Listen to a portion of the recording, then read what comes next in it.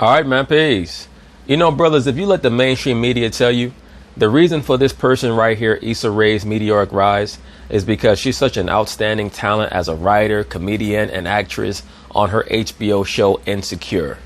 And I'll be the first one to tell you that is how she first came to my attention. I caught her show on HBO one day, and I found it strangely entertaining because of her unwitting and fully transparent way in which she depicted the modern day young liberal black female as being a complete fuck up, totally dysfunctional.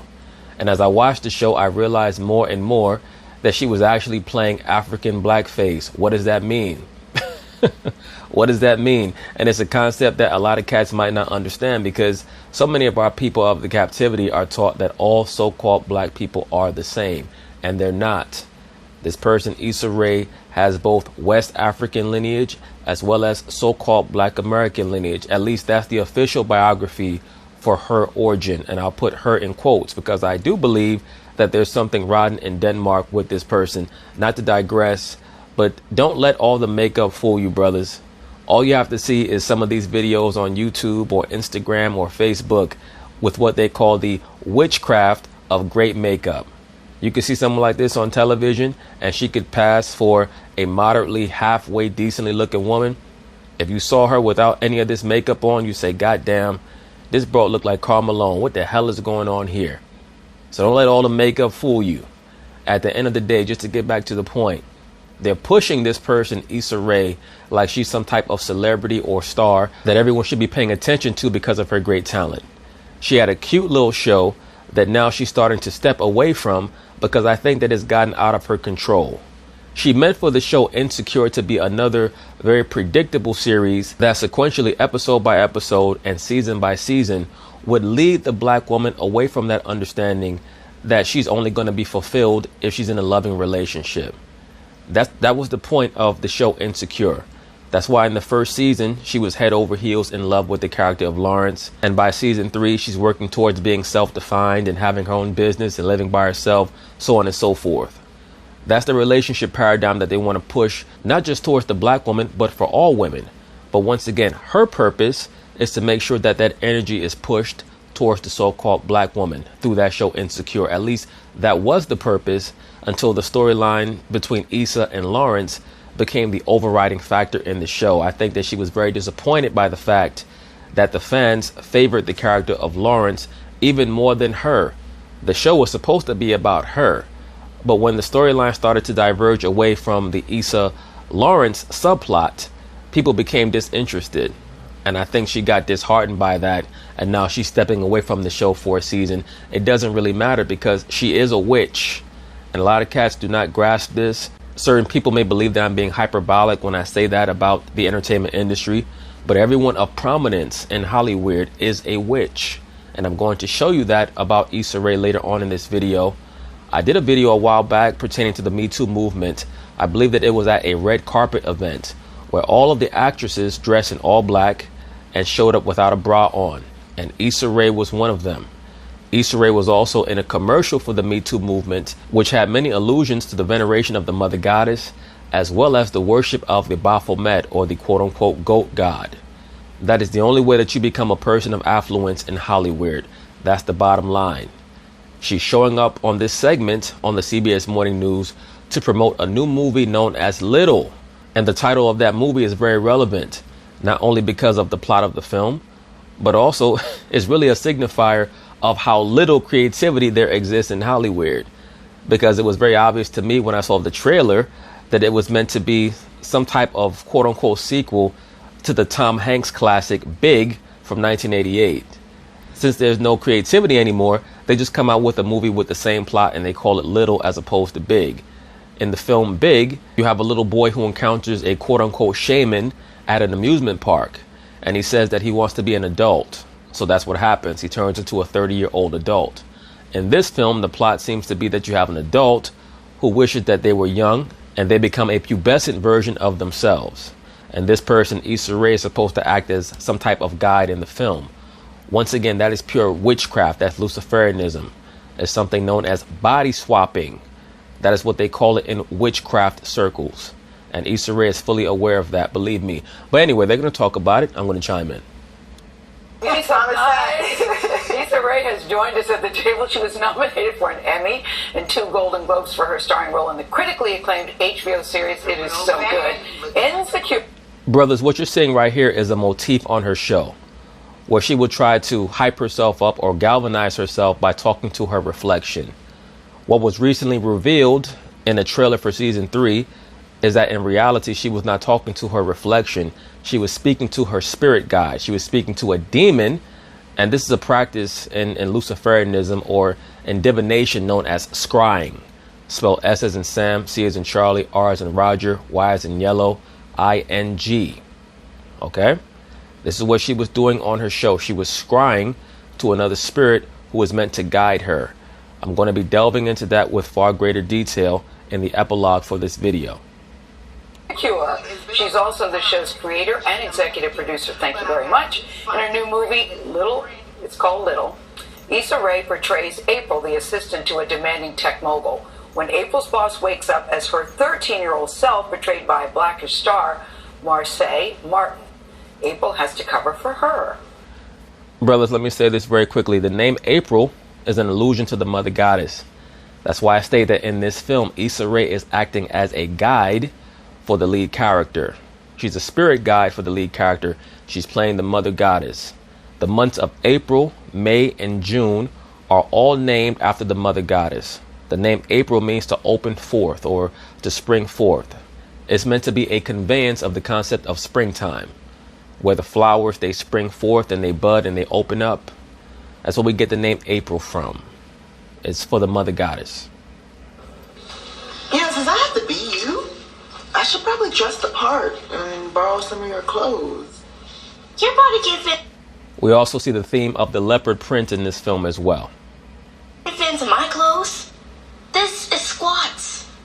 This is Pilates. That body looks like Baby Gap. Brothers, let me say this as well. Keep an eye on this child actor, Marseille or Marseille Martin. This person here was in an interview where she stated that she enjoys the magic of Hollyweird, and the productions that she wants to be a part of are going to allow her magic to shine forth. She's a young witch. That's why they're pushing her. Issa Rae stated in an interview herself that if there was an actress that she wanted to play her as a child, it would be Marseille Martin. So they have a lot of things planned for this young female right here. Jim Marie. Oshkosh bagosh me. Oh, you get on my nerves. I will agree. Oh, you get on my nerves. Issa Rae, as we said earlier, is at the table. I want to talk about the movie because the movie's not out. I saw it 3 months ago.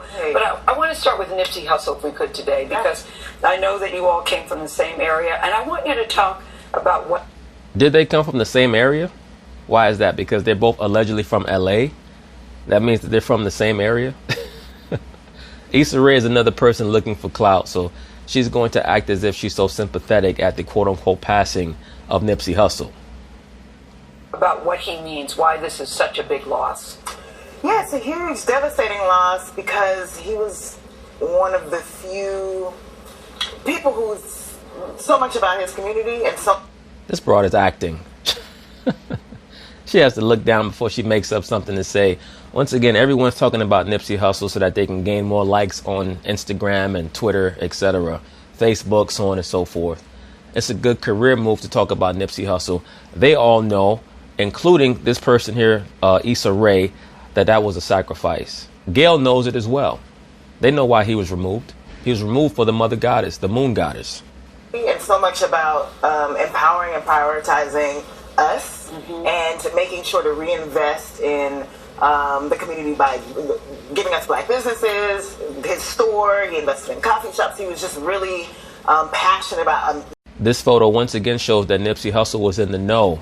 He was a Luciferian. The color green, as we all know, is for the green man. X is for Asar or Osiris, also known as the green man.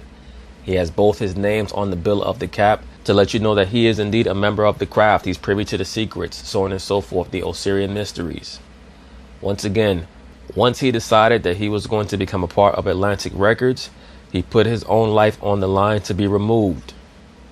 Making sure that this remained ours. There's a reason why they show the photos that they show. After they show the green cap with the X on it for Osiris, the green man, Then they follow it up with the color scheme of the black mass, black, white, and red for the god Pan. He was anti-gentrification and cared about us when nobody else did. And once again, we have many of these so-called affluent Negroes who want to get on TV and play the violin. Brothers, the only people who need to care about us are us. That's it. We don't need anybody else to care about us.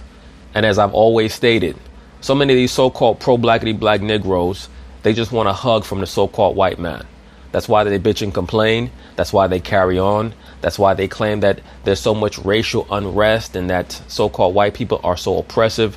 It's really because they don't know how to create or recreate the connection that is essential for our community to thrive.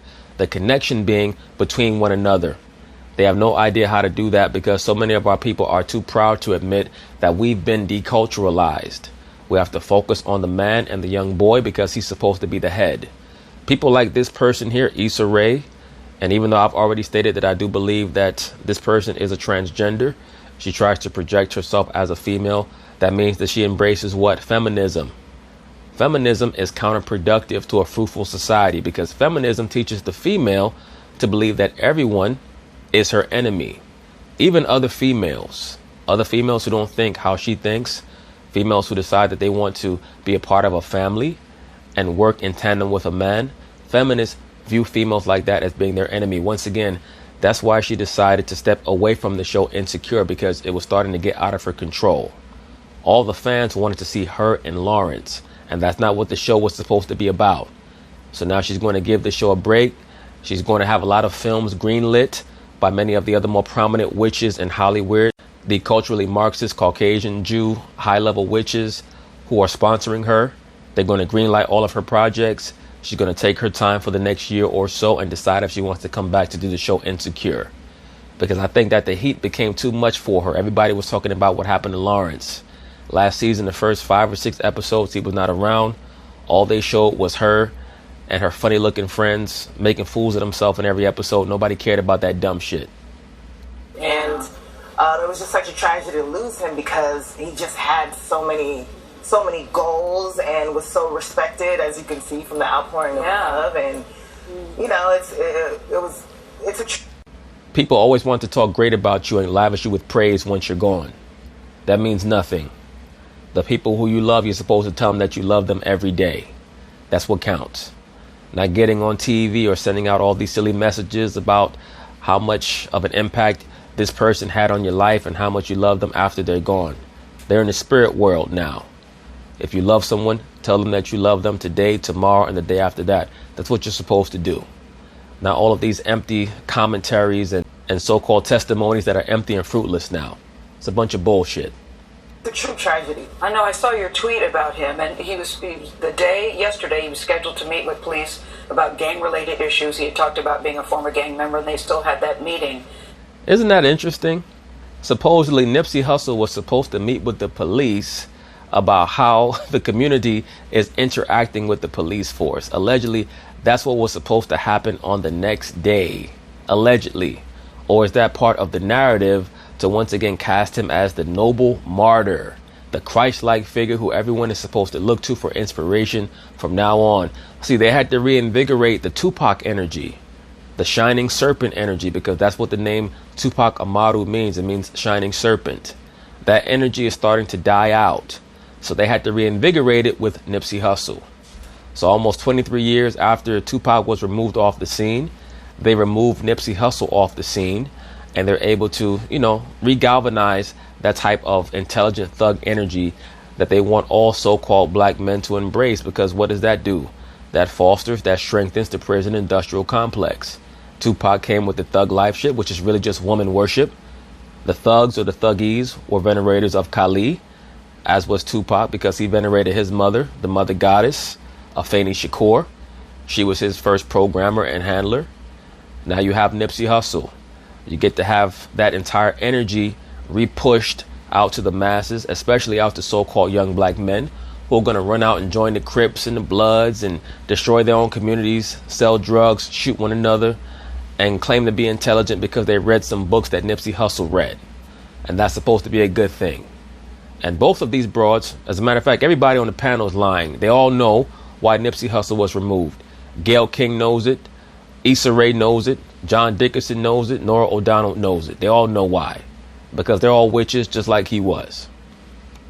And I thought this was something different in the community. They are calling on people, come forward and let's find this man who took his life. Yeah. Normally there's a silence, don't tell, don't snitch. Right. That's different this time. Absolutely, because people want justice. They want justice to be served. Like, everyone's feeling this loss tremendously. Well, supposedly, if you let the people with the quote-unquote hood mentality tell you, they don't trust the police. So do you want to work with them or do you not want to work with them? And if you're going to work with law enforcement, that means that we have to embrace the law. And if we're going to embrace the law, the first law that we need to embrace is an understanding of how to love and treat one another. That's what that means. That means mutual respect. You can't dish out entitlement and disrespect and expect to get love back from one another. That's what we have to focus on. It's not about the white man and things of that nature. It's about what we need to do for one another, what we need to do for ourselves. That's how that starts. But once again, people like Issa Rae, she's full of shit. She runs back to Hollyweird and she gets her inspiration from the culturally Marxist Caucasians, especially the female libertarians who tell her what to do and who assist her in how to plot out her show to make sure that it keeps getting renewed season after season. If her show was about a love story between her and a black man and how it's going to work and they have kids, it would never have been renewed. The only way that her show can get renewed is if they break up and eventually she goes off and sleeps with a bunch of men and maybe engages in a lesbian relationship. And then possibly at the very end of the series, she can end up back with Lawrence. Because that's the narrative that they want to push on the modern day liberal so-called black woman. You can be with a decent man, leave him, sleep with a bunch of degenerates, and he'll be there waiting for you at the end of all that. No, that's not how it works.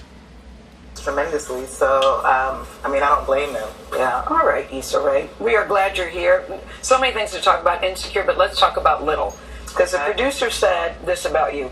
I don't think there's anyone else who could deliver lines and throw shade, in the nonchalant way that she does. Who said that? One of the film's producers. Your timing is impeccable. Yeah. Your timing's impeccable. Sounds like he or she said I was shady, but that's fine. Issa does that in Insecure too. In fact, is throwing shade. Is shade. I am. It's a shade. Right now, they're just talking nonsense. Once again, the film is meant to be basically an inverted version of the film Big from 1988 starring Tom Hanks. A film that all of you brothers who grew up in the 1980s, I'm sure that you watched it when you were a kid. We've all seen it. Basically, the character of Josh Baskin, he attends an amusement park and he wishes that he was an adult because he's tired of dealing with a lot of the pressures of being a young boy, a prepubescent boy. And he wakes up the next day and he's 30 years old, played by Tom Hanks. And a lot of hijinks ensue because Tom Hanks did a masterful job of portraying a 13-year-old boy and the wonderment that is part and parcel of being that age. Now, because Hollyweird has very little creativity or imagination, they're going to create a vehicle for one of their top witches, Issa Rae, to invert that concept and have it be a prominent black female who has a nasty attitude and gets converted over to being a young child.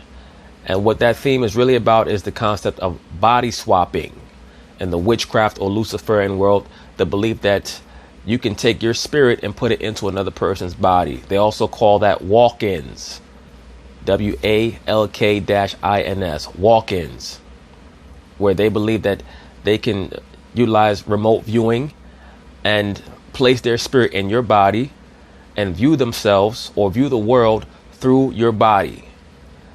Many of you cats might remember in the mid to late 80s, there were a lot of films that were created with that theme, like Vice Versa, starring Fred Savage and Judge Reinhold. A lot of movies. I believe Lindsay Lohan had one with, what's this chick name? Jamie Lee Curtis a few years ago.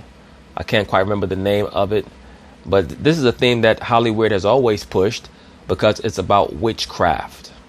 And in this film, Little, Issa Rae clearly plays a spirit guide for the character of Marseille Martin, who once again, they have a lot of plans for her in Hollyweird because she's a burgeoning young witch. All these little girls that you see that they're pushing, Amandla Sternberg or Steinberg, whatever her name is, this young girl, Marseille Martin. They're all witches, man.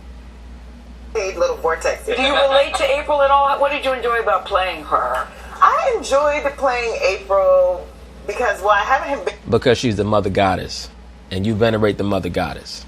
I haven't been in that position for so long. Like, you know, I haven't... Which position?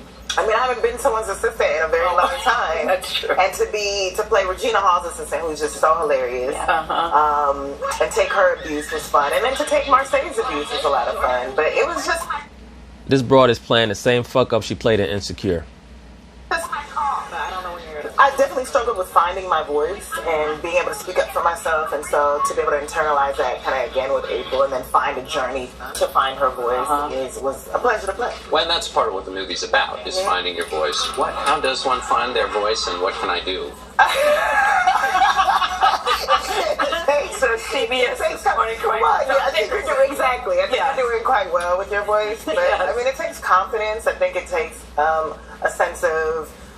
Issa Rae speaks like someone who takes great pains in trying to hide how deep their voice really is.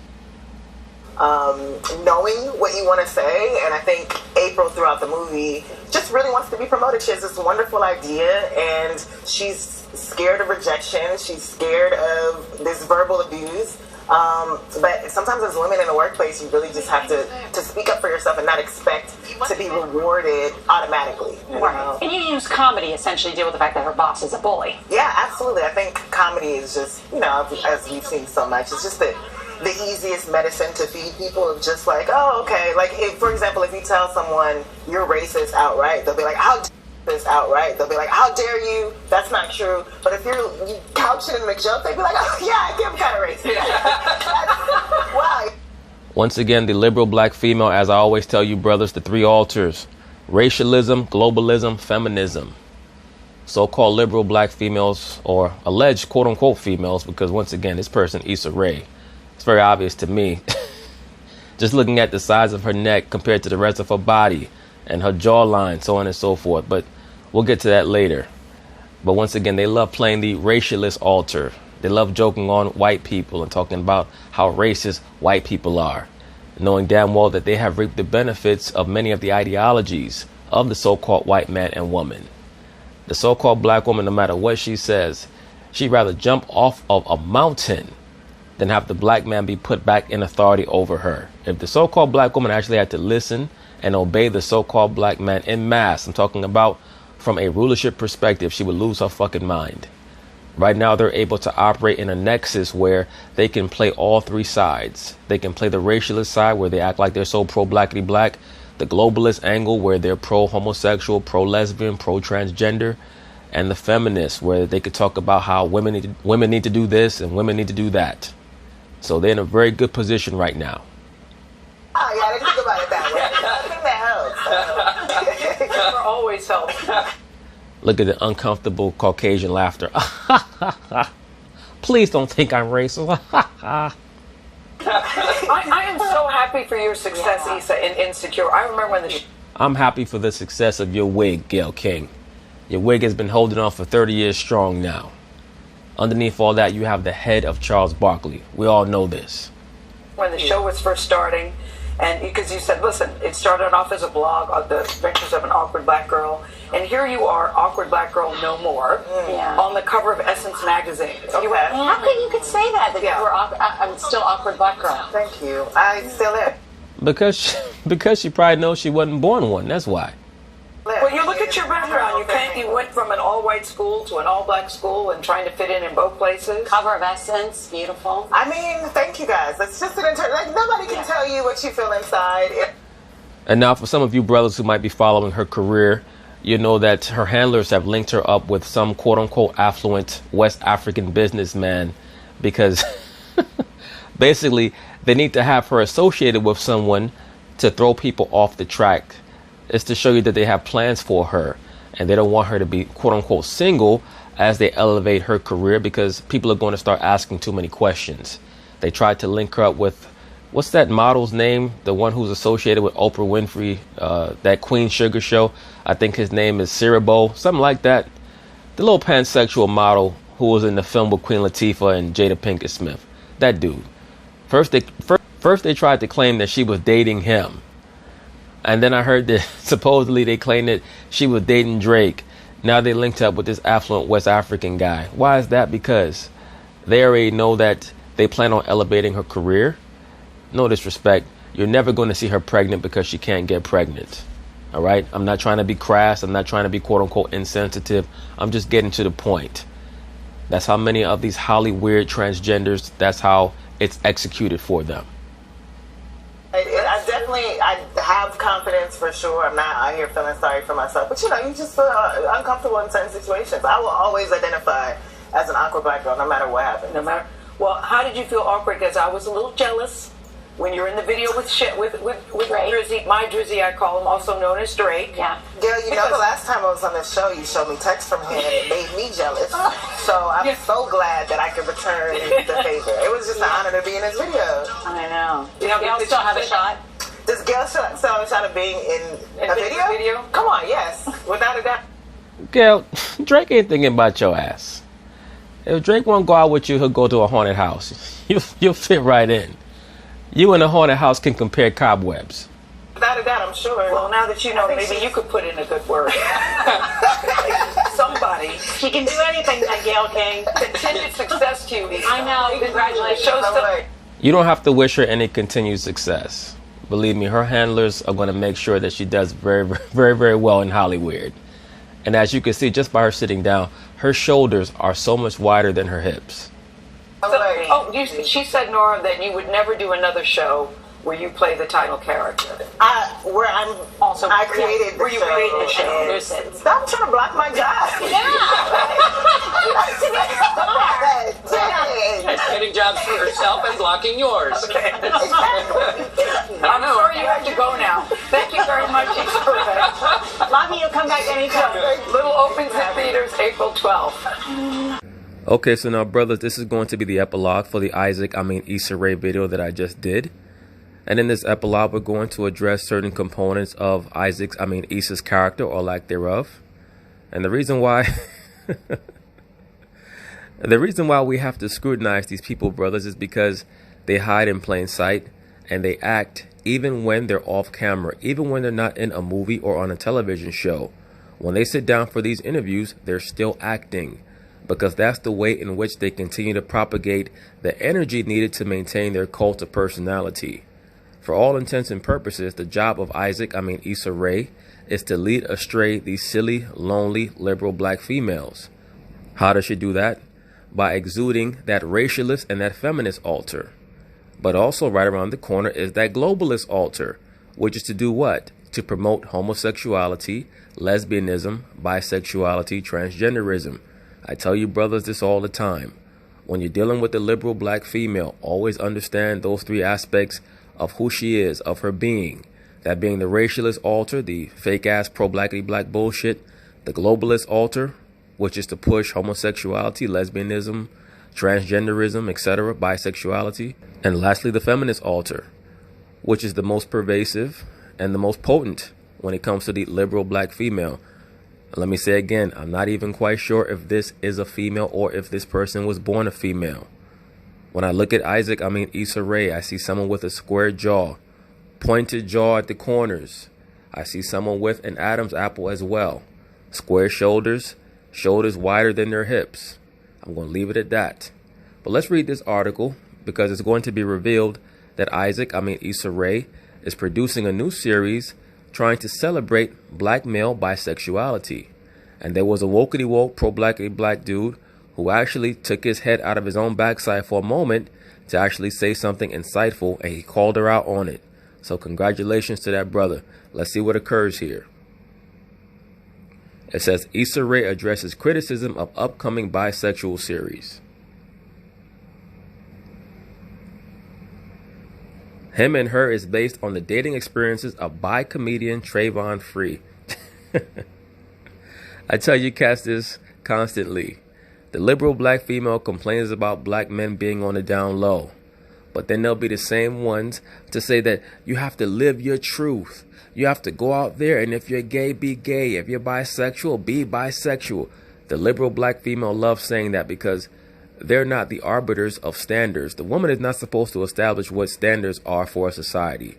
Their brain does not function on that level. For the most part, the modern woman, the liberal woman, is always going to lean towards do whatever you feel like doing. That's where she's always going to lean. Well, let's see what it says here. When Issa Rae, the creator and star of HBO's hit comedy Insecure, announced she's producing a new show about the dating life of a black bisexual man, she received quite a bit of criticism from black men on social media, as she should. A lot of these so-called black men are waking up. Although she clapped back at critics with a lighthearted response, the entertainer told Deadline the negativity actually bothered her. Well, of course she's going to say that. Her job is to infiltrate the so-called black community and to get them to accept Luciferian ideologies, particularly transgenderism, etc. That's her job. And when the black man is on point and he nips that shit in the bud, she gets very upset. When I say she, I'm talking about the liberal black female. And Issa Rae, whether she was born a female or not, she has the spirit and the energy of a liberal black female. They're going to get on TV and talk all the racialist shit and talk about white people this and white people that. But behind the scenes, they have to seek out the favor of the Caucasian Jewish producers. That's all it's about. Let's see here. This is like a damn boy, man. I'm sorry. Look at how wide her jaw is. I remember just being pissed all day, she said. Sometimes you live in a bubble. You live in a liberal bubble where you think that everyone is open. Brothers, you hear that? She admits that she's a super liberal black female. She lives in a liberal bubble. And I give her credit for that level of transparency. That's something that I've always given Issa Rae credit for. She's very transparent. She depicts the modern liberal black female as what she is, which is a dysfunctional fuck up, on her show Insecure. And I stated that she does so unwittingly. She does not even understand what she's doing when she's so honest about her depiction of the modern day liberal black female. But at least she admits that she lives in her own liberal bubble, as most super liberal people do. If you listen to a super liberal, they believe that everyone should want every day to be one huge pansexual orgy.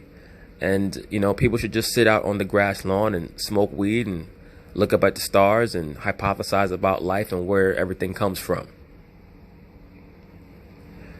She says, sometimes you live in a bubble, you live in a liberal bubble where you think that everyone is open, and in my eyes, progressive in a way where there are so many human experiences, black experiences, gender experiences. Brothers, once again, the racialism conversation that most liberal black females want to have is only a way for them to gain your trust so that they can push their pro-gay stuff and pro-lesbian stuff on you. They're going to try to guilt trip you. Oh, I thought you were more open-minded than that. That's how they're going to approach conversations with you once they introduce the fake pro-black bullshit. There are so many stories to tell. The reason why Issa Rae is saying that there are so many stories to tell is because it's always been her modus operandi to get to the homosexual aspect, to push homosexuality in the so-called black community.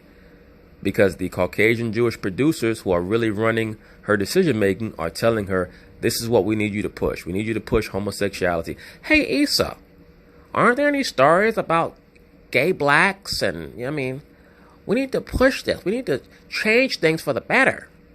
And she's like, yeah, okay. There are so many stories to tell.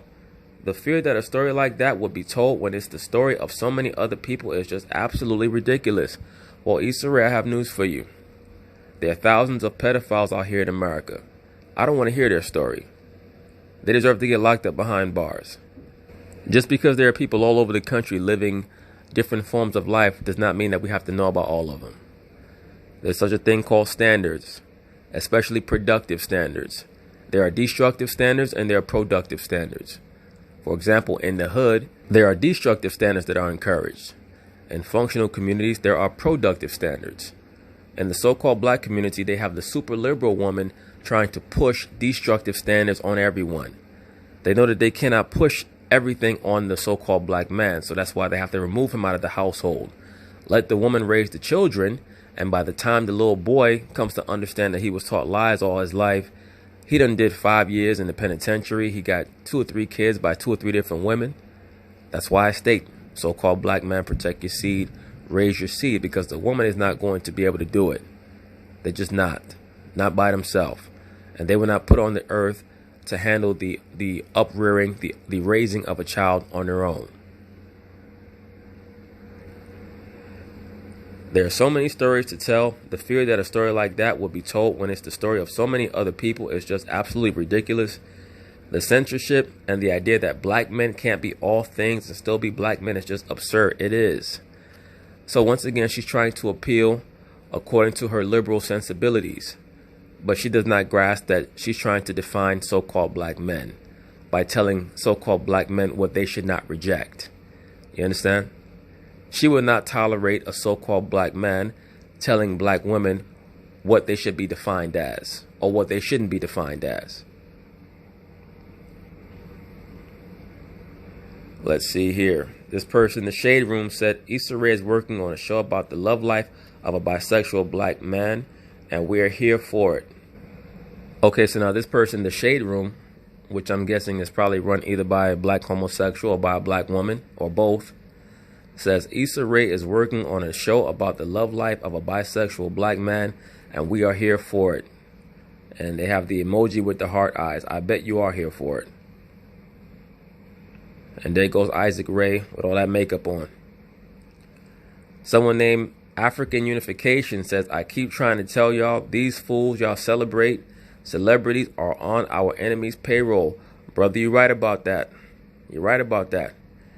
Every mainstream black or blackish entertainer will be hired knowingly or unknowingly to promote one or more of the following: homosexuality, interracial coupling, the subconscious normalization of pedophilia, bestiality, and relationships with dolls, robots, which is in the early stages. Agreed, agreed, and agreed. You're on point, brother. You just have to get out of that fake ass pro-blackity black Africa unity shit, because that's never going to happen. It's not going to happen. But you'll have to figure that out on your own. At the end of the day, this cat was on point with all three of his bullet points. No doubt about it. And when he says the relationships with dolls and robots, early stages, he's talking about these sex mannequins that they're trying to promote to grown people. He's talking about these films where, like, for example, the last Star Wars film that came out, Solo, where you have this dude, Donald Glover, in a quote-unquote sexual relationship or engaging in sexual repartee with an android. That's what they're trying to push. It's part of their transhumanist agenda. Now they want to sexualize artificial beings. So now Issa Rae saw what African Unification stated, and I guess she got quote-unquote triggered. She says, oh shit, y'all caught me. Let me call the Illuminati and tell them I've been compromised. He didn't mention anything about the Illuminati, so I don't know why she mentioned it for, but since she mentioned it, yeah, she's a member of the craft. She's a venerator of the Horn God, the Mother Goddess, and their son. There's no doubt about that. But we'll be going over that a little bit later. That's how she got as far as she got, especially through her Monarch programming that she received at Stanford University, through the Stanford Research Institute. As I stated in the video, they're responsible for many of the more anarchic events of the late 60s, early 70s, the Stanford Research Institute. They also had a contract with Naval Intelligence in the late 70s. Okay? Cats, like I stated in the video, the dude from the Symbionese Liberation Army, Donald DeFreeze, that's all part of the MK Ultra program as it was operated out on the West Coast through the Stanford Research Institute, especially in tandem with Vacaville Prison out there and Travis Air Force Base. So is Issa Rae another product of the MK Ultra program out there? I wouldn't doubt it at all. Whenever I hear someone graduated from Stanford and they become famous in some way, that's a major tip-off to me that they're an asset. So now Issa Rae is going to try to explain why she has decided to become a producer on this show, which is clearly going to try to shine some light on black male bisexuality, which is what her concern is, because as I stated in the video, I believe that she's a closet lesbian. That's just me. People might say, well, damn, first you said she's a transsexual, and now you're saying she's a closet lesbian. Which one is it? Brother, it could be all that. I did a video a very long time ago about two transsexuals who went from being women to men just so that they can engage in a homosexual relationship with one another. That's how bugged out a lot of these people are upstairs. Okay? It's obvious that there's some type of sexual identity disorder with them, that you're going to change your sex just so that you could be a homosexual or in a homosexual relationship with somebody who already changed their sex. It does not make any sense. But at the end of the day, do I believe that Issa Rae is a pansexual or bisexual or a sexual degenerate of some sort? Yes, I do. Of course, everything that I'm saying is alleged, but I do believe that they linked her up with this West African dude to try to act as a beard, because they know that they plan on making her more and more famous in the oncoming years. So they need a Stedman for her to link up with. So let's see, it says, Trayvon Free, the writer, the creator of the project, approached us with it, Rae says. And he said an episode of Insecure was the first time that he had felt like his story was being told in a way. And that conversation reflected so much of his personal experience. We were looking for fresh voices, and he pitched that, and it really excited me, because I've just never seen anything on TV like that. I'm just rooting for his show. So she says that she's never seen anything on TV that accurately depicts black male bisexuality. That's what she's so excited for. Okay? That's the liberal black female for you. Rae will serve as the executive producer on Him and Her, which is still in production. In addition to producing the series and shooting the third season of Insecure, the 33-year-old will also executive produce the upcoming HBO drama Sweet Life, which tells the story of rich teenagers growing up in the elite black community of Windsor Hills in Los Angeles. Didn't they already have a television show like this on BET or something like that? About them rich black kids from LA? Was it Baldwin Hills? One of them. I mean, who really wants to see that silly shit? But Issa Rae would know, because that's the environment that she's from. Now, brothers, this is another article that I found on Issa Rae. Let me remove this pop-up real quick. This is another article that I found on Issa Rae. This is the 25 things you don't know about me. At 50, I hope I'm retired. Let's scroll down to number 6. Now look at all this makeup they have to put on this person. I wonder how much facial hair is hiding underneath all that damn makeup. Let's go down to number 6 here. She says, I would cast Marsai Martin to play me in a movie about my life. She's phenomenal. Now there's a reason why Issa Rae states that she would cast Marsai Martin to play her in a movie about her. It's because Issa Rae is a witch, and Marsai Martin, as young as she is heavily into witchcraft herself.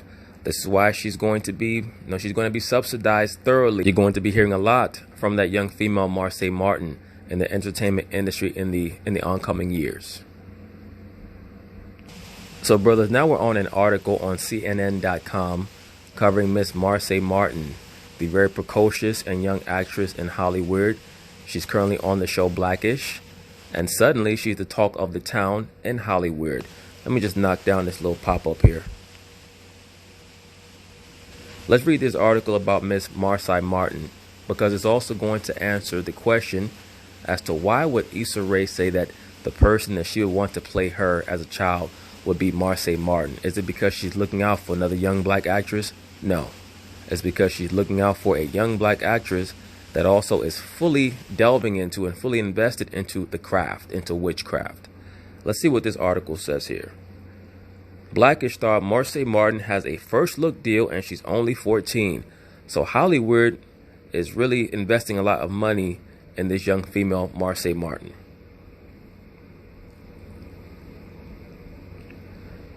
Marsai Martin is a total boss, and she's just 14. Martin, who plays Diane on ABC's Blackish, has signed a first look deal with Universal, where she will develop scripted projects. Wow, that's interesting. At 14 years old, they're letting her develop scripted projects. Now, keep in mind, on that show Blackish is Tracee Ellis Ross, who's the daughter of Diana Ross. Now Tracee Ellis Ross is an acolyte of one Marina Abramovich, who I covered in the Beyonce video, one of the top sorcerers on the planet Earth, who poses as a performance artist. She's a top priestess of Luciferianism and Satanism, who teaches her followers the importance of blood sacrifice, blood drinking, and cannibalism. That's what Marina Abramovich does. Okay? So Tracee Ellis Ross is an acolyte of hers, and we know that she plays the mom on Blackish. So is it a possibility or probability that she's the master to Marsai Martin's apprentice? I would say most likely so. Just my view of it. It says here, working with emerging talent is a cornerstone of Universal's overall slate strategy, and Marsai is a star on the rise. Peter Kramer, president Universal Pictures, said in a statement, she is not only tremendously talented in front of the camera, but offers a unique perspective as a creator and producer that will resonate with all audiences. Very glowing statements about Miss Marsai Martin, a 14-year-old. Martin's first film as part of the deal is Step Monster, a comedy about a teenage girl, played by Martin, who is adjusting to life with a new stepmother. The film will be produced by Marsai's production company, Genius Productions. Now listen to the quote from Marsai Martin. I'm so excited for the magic I'll be able to create and produce with Universal, Martin said in a statement. My goal is to show young women and girls that our voices and ideas matter, and you are never too young to dream big. Now, brothers, there's a reason why in the official statement she said, I'm so excited for the magic. That was a trigger term that was meant to show that she's down with the craft. That's the reason why she got the deal through Universal, the quote-unquote first look deal. What that basically means is that since you're down with the team, we're going to be down with you. We're going to give you all the money that you need to develop your projects, as long as you stick to the script per se. Your job is to push feminism amongst so-called black women. Your job is to sneak some homosexuality and lesbianism in there. Your job is to glorify transgenderism. That's your job. And to make sure that you push and propagate witchcraft themes as well. That is the job of Miss Marsai Martin. But just to get back to the point, that's why Issa Rae signed her on for that film Little. And she's also acting as an executive producer on the film Little as well. Marsai Martin is. She was an executive producer on the film Little. So that just goes to show you that she's someone who everyone's throwing their hat in with. Over the next 10 years, you're going to be hearing a lot about her. Now, brothers, we're going to end this video with the concept of catoptromancy. And some of you brothers might not know what that is. I believe the spelling is C as in Charlie, A as in Apple, P as in Peter, T as in Thomas, R as in Roger, O as in Oscar, M as in Michael, A as in Apple, N as in Nancy, C as in Charlie, Y as in Yellow. Catoptromancy. I believe that that's how it's spelled. Basically, it's a method of divination through a mirror. And this is why you're always going to see this concept of mirror summoning or mirror divination. We just saw it in the film Us. That was a major plot point of the film, was the ability to literally to be able to cross over into another realm, into another portal through a mirror. That was what the entire film was based on, and everything else proceeded from there. That there's another dimension where a doppelganger of you exists that is independent of you, and you just happen to correspond with that other person through the mirror. Now we're going to see this notion pushed and propagated in a series of clips here that's going to build up to my point pertaining to Issa Rae. Now this, of course, is from the classic film Mary Poppins, where Mary Poppins, played by Julie Andrews, is actually a witch. Mary Poppins was one of the early films, and this started really in the early 60s, where Hollyweird started to proactively try to romanticize witchcraft. You had shows like Bewitched, you had movies like this, where they tried to make witches seem extremely friendly and, you know, family oriented, so on and so forth. But let's pay attention to this little 5-second clip here.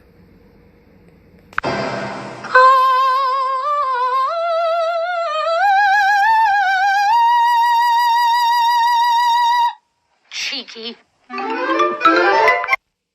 Now, brothers, did you see that? The mirror image of Mary Poppins started to sing all on her own. At the start of the clip, of course, they're singing together because it's supposed to be just a reflection. But after a while, we see that through the power of witchcraft, the reflection of Mary Poppins actually has a life of its own. Now, as you brothers may know, they remade the film Mary Poppins starring Emily Blunt just this past year. And of course, they had to bring back the classic mirror scene where the reflection of Mary Poppins actually speaks to her. And for those of you brothers who don't know, the concept of mirror divination goes back to the mother goddess. It's always attributed to the mother goddess in some way, shape, or form, whether it's Demeter, or the mother, as she was known in ancient Greece, or Hathor. When you look up the history of mirror summoning or katoptromancy, it always tells you about a shield that Hathor possessed, where in the reflection, it seemed as though there was a living entity in there. That is what is being communicated through many of these scenes, and they try to sneak it into the films. So once again, we're just going to check out this very brief little snippet from the remake of Mary Poppins, where they're going to address the same theme of katoptromancy. Yes, it is, isn't it? So now I hope you brothers saw that. She looked in the mirror, she said, yes it is, isn't it, and just started to walk away, and the mirror figure started to look at her. That's what occurs with witches of a high caliber. They're actually able to summon spirits through mirrors, which act as portals to another realm. Okay, the spirit world per se. So brothers, we've seen the theme of katoptromancy, or divination through mirrors, in the two Mary Poppins films. Now we're going to see how they sneak it into many commercials. This is Holly Holm, the famous MMA fighter for the UFC who defeated Ronda Rousey in very infamous fashion with that kick to the head. We're going to see here that quite possibly she practices witchcraft as well, or she's a part of the MK Ultra program. Who knows? There are many Monarch athletes out there. She could be one of them. Supposedly she comes from a quote-unquote religious background, but as I state, many times that's just a veneer, a facade to cover the programming. But let's check out this snippet here. Can you? Because there are those who don't, and those. Okay, so now brothers, Issa Rae is going to show you that she also is a witch. She practices the craft. She's an initiate into many of the Luciferian principles of Hollyweird. She's going to utilize katoptromancy to court that mirror spirit to act as a spirit guide for her. Let's pay attention to this advertisement right here, starring Issa Rae. Hey, mirror bitch, you looking real clean, you looking real bad, you looking like a queen. It's been a long time. Shouldn't have left you, but I gotta. Don't you go nowhere, mirror bitch. Where I'ma go? Hey, brothers, you see that? She spoke to the reflection, and like we saw in Mary Poppins, like we saw from Holly Holm, the reflection had a life of its own. Okay? It's something called katoptromancy. It's nothing but divination. It's sorcery. So that is why they're promoting Issa Rae, just to get to the point. That's why they're promoting her. That's why they're going to promote Miss Marseille Martin, because she's an adherent to the principles of magic and witchcraft. That's all it's ever been about. That's all it's ever going to be about in Hollyweird. Okay, so now brothers, as we all know, this is a photo of Brandy and Ray J. Pay very close attention to Ray J's hands. He's showing you that not only is he an MK asset, he's also a handler. Brandy is behind him to denote what? That he is her controller. He has her triggers. Brandy and Ray J were sent into the industry. I believe that Brandy also is a Star Search kid as well. And they both came into prominence in the mid-90s, especially on that show, Moesha. I remember when they created that show for her, that vehicle for Brandy, I'm like, wow, she got a lot real quick. They gave her a lot really quick in Hollyweird. And as we can see, Ray J, once again, he's a manipulator.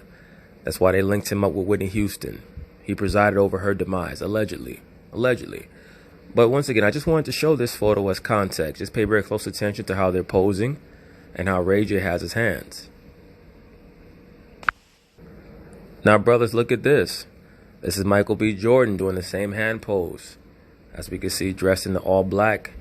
Issa Rae also standing behind him. Very similar to Brandy. When they do these poses, it's also normally an allusion to ancient Kemet with a Sar and a Set, where a Set would be standing just slightly behind him, or as the mother goddess presiding over Heru, the incarnate version of a Sar. But that's why they always have it organized in that way. But once again, just notice Michael B. Jordan doing the same hand sign as Ray J.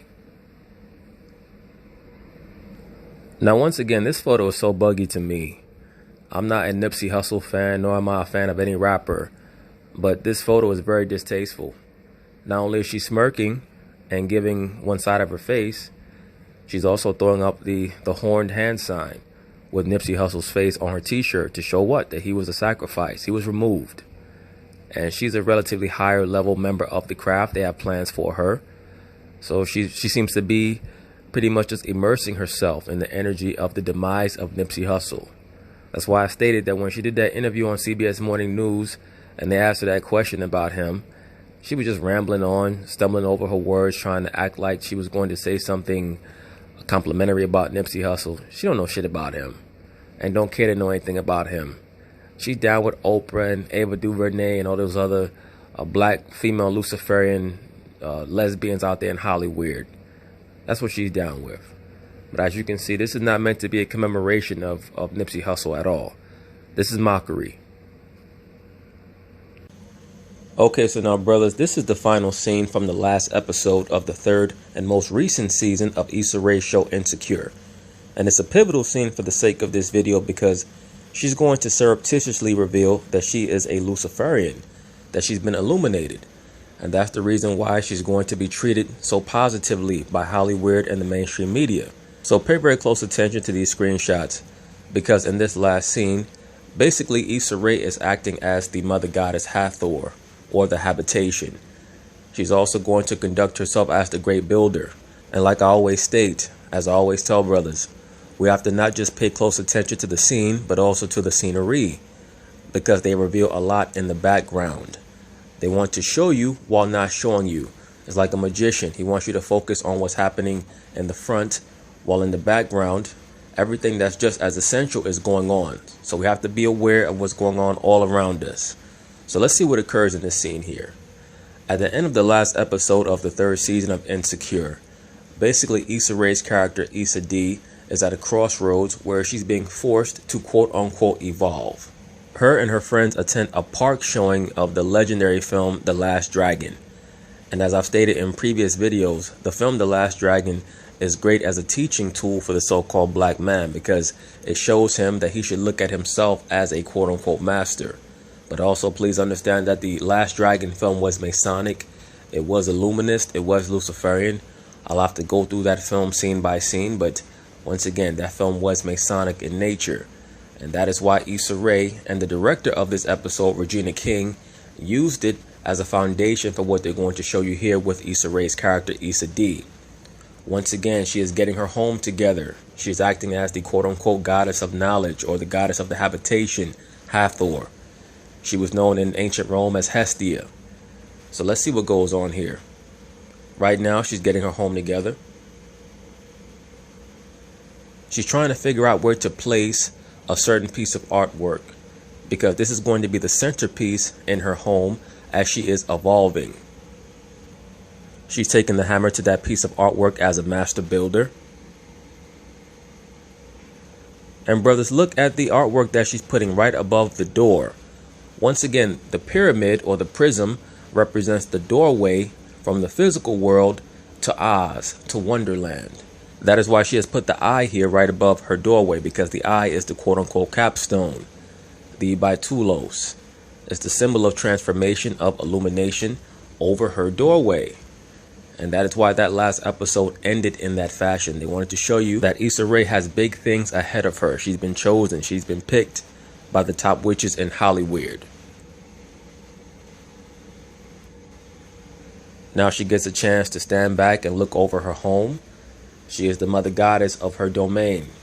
She has the liberal black female's uniform on. That being a bottle of wine in her right hand and a wine glass in her left hand. She's all ready to go. She just has to find her sex toy now. But once again, the crux of this scene is that she is placing the eye, i.e. to show that she's been illuminated, above her doorway. And this is how the episode ends, with her glaring into the camera. She's not even saying anything. Basically, what she's communicating to the masses, to the profane, is that she's a liberated woman and that she's ready to head out into the world on her own. What she's telling those who are informed or who know what they're watching is that she's a member of the craft. Okay? Now, brothers, I've already done a video on Miss Amanda Seales, aka Amanda Diva, and her toxic femininity. This is another cast member on the show Insecure who plays one of her close friends. I can't remember this broad's name. Don't really care to because she's not relevant. But she made an appearance on one of these nightly talk shows. And look at her shirt here and what it says. It says pro-black, pro-brown, pro-queer, pro-trans, pro-science, pro-choice. The reason why it says pro-science is because that's a roundabout way. That's a circuitous way of her saying that she's an atheist. As most feminists are. They're atheists because they're against the premise of God, because they know that deep down, despite all their bluster, there's no such thing as a mother goddess. They know that. So they have to run with the pro-science bullshit. And this is once again another way to try to get the so-called black man to believe that the issues that he has to conquer should be confederate with the homosexual, with the lesbian, and with a lot of these other so-called groups that pro-blackity black women love to get themselves involved with. So people like this person right here are very, very dangerous. And eventually they're going to have to be confronted because they're extremely disingenuous and they're trying to put forth a lot of false notions to keep so-called black men confused. And unfortunately, there are so many liberal black females like this who are raising children by themselves. That's why it always comes back to you, so-called black man. We have to do a better job of understanding who we're procreating with. Because if you procreate with a female like this, she's going to destroy your son's mind. And your daughter's mind, for that matter. Okay, so now, brothers, I want you guys to pay very close attention and tell me what you're looking at in this photo right here. Because I know what the hell I'm looking at. I'm thinking of Wu-Tang Clan right now, brothers. Instead of that song, Protect Your Neck, I'm thinking we got to check her neck. Because this chick looked like she swallowed a damn grapefruit and it got lodged in her larynx, man. Her Adam's apple is bigger than the ball that drops in Times Square on New Year's Eve. What the hell is going on here? Hey, brothers, I was at the grocery store walking through the dairy section and saw Issa Rae's hips on the back of a box of milk. The back of the box of milk said, if you know the person who these hips belong to, call 1-800-TRANNY. I've seen more curves on a damn light pole. What the hell is going on here, brothers? I mean, goddamn, this bro goes straight up and down like a number 2 pencil. Her shoulders are at least 2 times as wide as her damn hips. Her quote-unquote hips, because I don't see no damn hips here. Looking like El DeBarge with a tan. Let me ask my homeboy about this situation. Hey, Austin, is this a man or a woman, man? Help me out. That's not a woman. That's a man, baby. Thank you, man. I thought that my eyes were not fooling me. I just needed some confirmation. Once again, it's just my perspective on it, just my opinion. No disrespect. Now, brothers, these are 2 photos that were taken from an article written by the Washington Post on Issa Rae, where the basic crux of the article is that she's trying to make sure that there's a definitive partition between the real her, Issa Rae, and the fictional her, Issa D, on television. Because she says that so many fans walk up to her believing that she's the person that she depicts on TV. But it's very clear when we look at these photos that the photographs are meant to be an allusion to her being an MK Ultra monarch victim. As we can see here, they're covering one eye, only showing the left eye for the mother goddess. The right side of her face, or the right eye, has been obfuscated by that screen. She's trying to let those in the know understand that she's going down the left-hand path, and she is a worshiper of the mother goddess, as well as being someone who's dealing with multiple personality disorder. That's why the crux of the article, as a veneer, was talking about the difference between Issa Rae and Issa D. Let's see another one. There's another photo from the same article. And many MK Ultra victims will have photo shoots where the photographer, who's also normally a handler or who's in the know, they'll take photos showing the victim or the asset appearing to be trapped. I just did a video, I'm trying to remember which one, where they showed Monique behind bars. It was taken by that photographer Derek Blanks, who's definitely someone who's an MK handler. I believe that it was the Jussie Smollett video. One of those videos on Jussie Smollett, I showed Monique, who's already stated that she grew up being molested and things of that nature, and she certainly deals with a lot of mental issues. Showed her appearing as someone who was trapped behind bars. They will oftentimes have photographs like that taken of their subjects, of their assets, so that they can communicate in a certain way that no, they're not free. They're not at liberty to do what they want. That's why I state, when I see photographs like this, that's what helps me to understand that more likely than not, Issa Rae is a product of the Stanford Research Institute wing of the MK Ultra program. And that's a matter of public record. You can look that up yourself. Stanford Research Institute, Carl Pribram, people like that, Donald DeFreeze, so on and so forth.